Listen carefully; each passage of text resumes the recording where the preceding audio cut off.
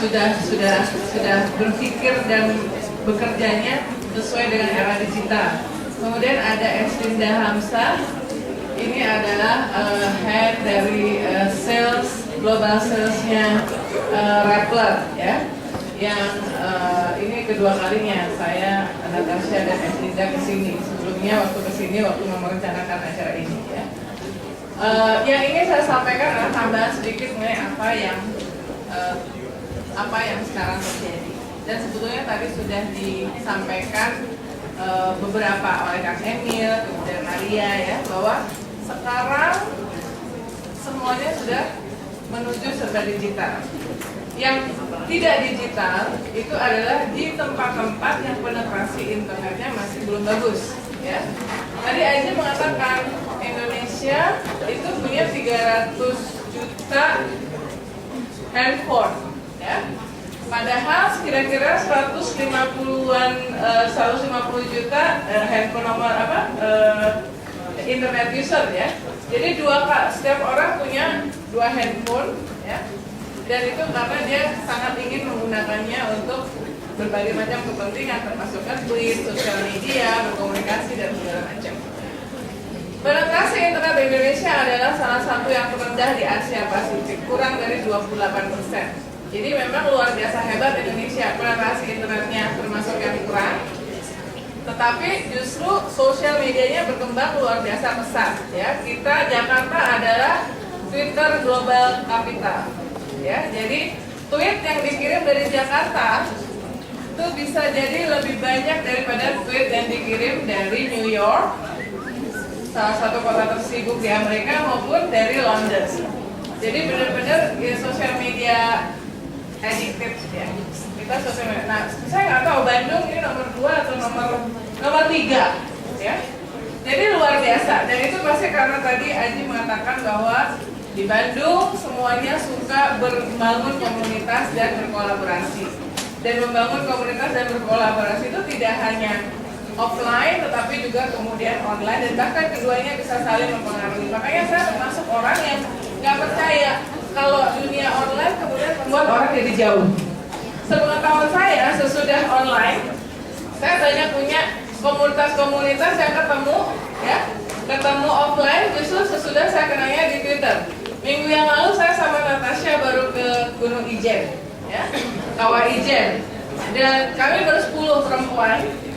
Itu 7 diantaranya saya baru pertama kali ketemu di situ. Karena sebelumnya hanya berkomunikasi lewat WhatsApp atau lewat sosial media. Ya. Jadi baru ketemu pas bareng-bareng mendaki. Itu sebetulnya komunikasi digital kalau dimanfaatkan dengan baik itu justru bisa membangun komunitas-komunitas yang secara nyata langsung dan bisa melakukan bersama-sama untuk kebaikan. Next.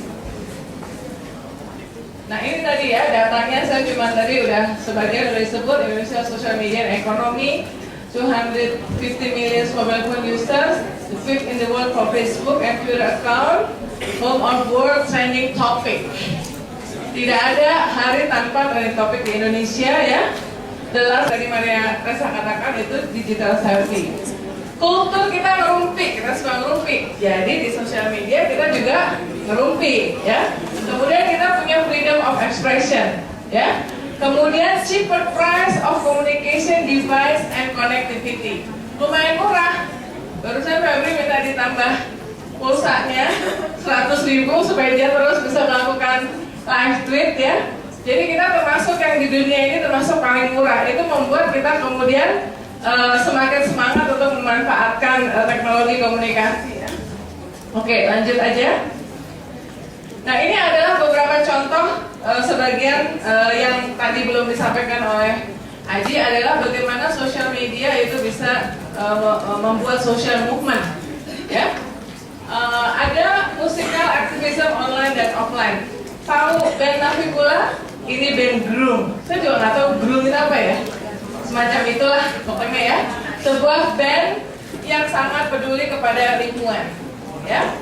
Dari Bali ya, dia membuat sosial media, menggunakan sosial media secara kreatif dan internet untuk menyebarluaskan pesan yang berisi pesan keadilan. social justice, ya, menggunakan open source teknologi. Band ini kemudian merilis protes-protes dalam bentuk lagu. Kalau dia harus pasang iklan atau rekam, dia pasti butuh uang banyak.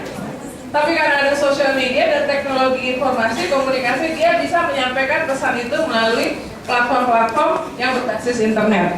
Dan platform itu nggak cuma sekedar lagu biasa, tapi lagu-lagu yang berisi muatan sosial. Ini salah satu bentuk bagaimana kita bisa memanfaatkan sosial media for social good. Ya, ini adalah contohnya. Ini judul-judul lagunya: Mafia Hukum, Metropolutan, ya, bagaimana polusi itu kemudian begitu mencekam di kota-kota besar kita. Mudah-mudahan Bandung enggak ya, karena si Kang Emil bikin banyak taman ya. Harimau itu bagaimana harimau yang semakin langka itu harus terancam oleh manusia ya di hutan. Kemudian orang hutan, tentu saja Rappler kemarin mempublikasikan berita yang sangat membuat miris. Orang hutan yang harus keluar dari hutan karena kebakaran hutan di mana ya kemarin ya, Kalimantan ya, yang itu begitu dia masuk ke kampung itu malah dikejar-kejar oleh penduduk. Udah dia harus dipaksa keluar dari habitatnya, kemudian penduduk yang mungkin nggak paham itu kemudian justru membuat punya intensi untuk menyiksa. Lanjut. Nah, ini adalah salah satu contohnya, silakan aja masuk nanti di websitenya. Lanjut. Ini tadi Aji mengatakan betapa pentingnya crowdsourcing. Mereka juga melakukan crowdsourcing money untuk menyelamatkan endangered species di Kalimantan orangutan ya. Navicula. Lanjut. Nah, ini sosial media. Biasanya Maria Ressa itu akan menceritakan sebetulnya Rappler itu punya yang namanya Project Agos ya, Maria. Ini adalah sebuah kegiatan civic arms journalism dari Rappler yang digunakan bagaimana mengajak semua publik termasuk adik-adik sekalian menggunakan sosial media untuk membantu pihak lain terutama dalam bencana. Filipina dan Indonesia itu sama, prone to disaster. Dan kita sudah menemukan beberapa contohnya ya. Saya yakin Bandung ada kelompok relawan Bandung atau Bandung Banjir, itu kan lewat sosial media kemudian dikumpulkan donasi dan orang yang tidak saling mengenal tapi karena dikumpulkan oleh sosial media dan kemudian membantu ya. Ini adalah juga salah satu yang kita sama-sama sudah tahu bagaimana besarnya peranan sosial media, dan Rappler itu mengembangkan apa yang disebut dengan Project Agos. Gak sempat dijelasin, kalau nanti bisa dijelaskan Natasha, you can talk a bit about that ya. Oke. Kemudian Jalin Merapi ini juga untuk disaster ya, untuk bencana alam ya. Lanjut. Peta Jakarta ini adalah juga untuk banjir. Ada yang membuat peta di mana saja titik-titik banjir, di mana titik yang dibutuhkan untuk bantuan, dan kemudian orang jadi tahu, oh yang di sini yang kurang. Jadi jangan kemudian bantuan itu terfokus kepada satu tempat saja. Lanjut. Wujudkan ID, tadi Aji sudah menyinggung juga. Kalau di Indonesia wujudkan ID ya. Sama kitabisa.com sekarang ya, online crowdfunding. Kalau ada inisiatif-inisiatif yang bermanfaat bagi publik dan termasuk di idenya dari kalian semua. Jadi kita encourage teman-teman sekalian di Vkom, di Unpad ini, meskipun masih mahasiswa dan mahasiswi, kalau punya ide-ide yang bermanfaat bagi publik, jangan segan-segan untuk mencoba mempresentasikannya ke Wujudkan ID untuk mendapatkan crowdfunding untuk pengembangan. Dan saya yakin Aji sebagai ketua startup dan komunitas kreatif akan membantu ya, meskipun Aji lulusannya ITB. Sesama Bandung harus saling membantu ya. Ini adalah platform konvoy juga sama ya, making sure you'll never ride alone ya. Public safety, jadi pulang nggak sendirian, jadi janjian ketemu bareng-bareng. Ini di Jakarta, tapi mungkin di Bandung kurang perlu ya seperti. Tapi untuk Jakarta dan Greater Jakarta, Jabodetabek ini penting banget. Oke? Nah, Save Haji Lulung, hashtag kekuatan dari hashtag, ingat kan? Haji Lulung siapa? Nah, ini kan waktu dia berantem sama Ahok ya. Jadi ada Save Haji Lulung. Sebetulnya Save Haji Lulung ini bukan baru menge-save dia, justru menge-save dia dari kekonyolannya kan? Nah, jadi bagaimana kekuatan hashtag itu bisa membuat masyarakat itu peduli kepada apa yang menjadi sebuah isu publik, ya. Transparansi pengelolaan keuangan yang menjadi bahan diskusi adalah apa yang terjadi di Pemda DKI RAPBD, ya. Jadi dukungan kepada publik, dukungan di sosial media itu sangat besar, dan kemudian sarkas-sarkirnya itu adalah Steve Haji Lulung. Nah, ini tadi sudah dijelaskan, saya mau lewat saja karena tadi juga sudah menjelaskan soal ini, ya. Jadi intinya adalah bagaimana kita bisa memanfaatkan social media for social good dan membuat social movement. Dan yang tadi saya menggarisbawahi adalah apa yang dikatakan oleh Aji bahwa harus ada yang tidak hanya klik aktivism, tapi harus ada yang realnya. Tidak hanya berhenti sekedar di hashtag. Nah, buat wartawan, ya, buat wartawan di Indonesia, saya ingin memberitahu bahwa sekarang mungkin lebih dari 50% berita, terutama karena di online, itu juga dibuat berdasarkan apa yang terjadi di sosial media. Dari trending topik di Twitter, dari trending topik di Google, dari trending topik di YouTube. Karena apa? Karena sekarang editor itu tidak hanya ada di media. Dulu waktu zamannya saya, ya, saya merasa bahwa apa yang saya tulis, yang saya beritakan itu udah yang paling penting buat dunia. Ternyata nggak ada yang baca. Suruh sendiri istilahnya. Tapi dengan sosial media, dengan era digital, yang terjadi adalah interaktivitas. Editor bukan hanya ada di kantor, tetapi editor juga ada di mana saja, termasuk Anda semua bisa menjadi editor. Ketika Anda membicarakan hal yang sama, ketemu keywordnya, menjadi trending topik, maka itu akan diambil oleh media untuk menjadi bahan berita. Ya, contohnya tragedi Mina. Tadi Maria mengatakan tragedi Mina, tragedi Masjidil Haram. Ya, bagaimana waktu itu Rappler itu menjadi media yang pertama breaking news.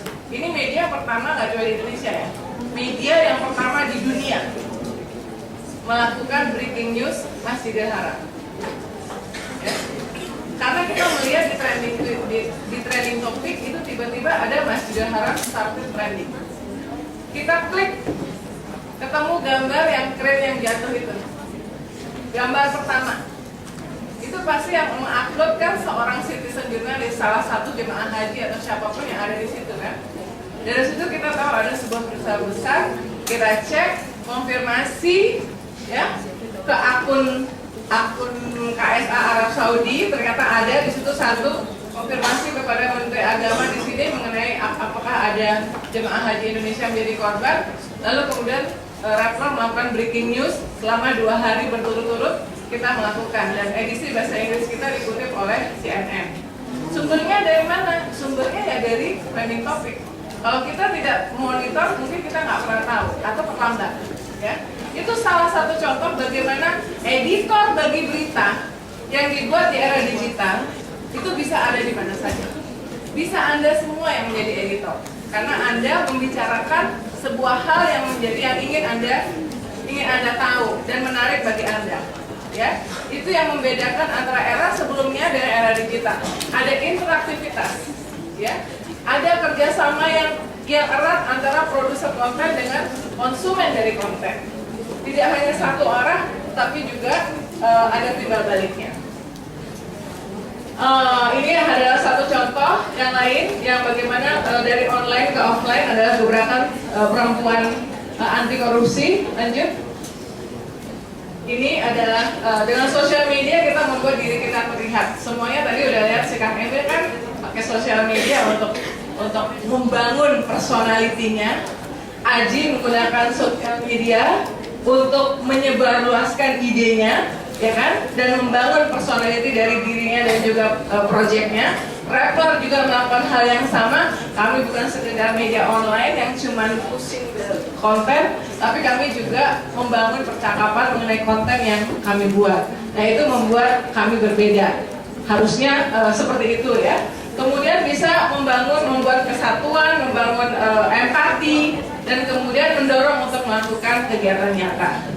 Terakhir, ya, saya ingin sampaikan sekaligus untuk menguatkan bahwa bagaimana cara orang Indonesia mengkonsumsi informasi secara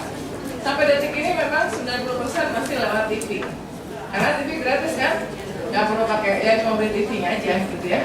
Jadi mayoritas orang Indonesia, apalagi yang di rumah atau segala macam, yang lebih tua mungkin, yang lebih kecil dari kita, itu mengkonsumsi informasi dari televisi. Ya. Tetapi dalam 5 tahun terakhir, posisi dari radio yang sebelumnya menjadi sumber informasi nomor 2, itu sudah diambil alih oleh internet atau media digital. Dan hampir 70% daripada orang mengakses informasi digital dari smartphone. Jadi memang smartphone itu bisa menjadi pusat kehidupan dari kita semua di era sekarang. Tinggal bagaimana kita memanfaatkan, ya. Saya mengajak adik-adik sekalian, ya, jangan segan-segan untuk mengupload hal-hal menarik, inspiring, ya, atau kritik sosial, tapi disampaikan dengan sopan, dengan etika, yang ada di sekitar adik-adik sekalian, ya. Entah di kampus, di mana aja, karena itu bisa jadi itu menimbulkan ide atau kepedulian dari orang, termasuk dari media, untuk menindaklanjuti apa yang disampaikan oleh adik-adik sekalian melalui akun sosial media masing-masing. Ya, mungkin itu dari saya. Selanjutnya saya kembalikan kepada Febri Firdaus. Terima kasih. Terima kasih Mbak. Ya, tadi ngomong-ngomong soal breaking news, saya jadi ingat waktu kita bikin breaking news itu belum ada di media-media yang lain. Itu kita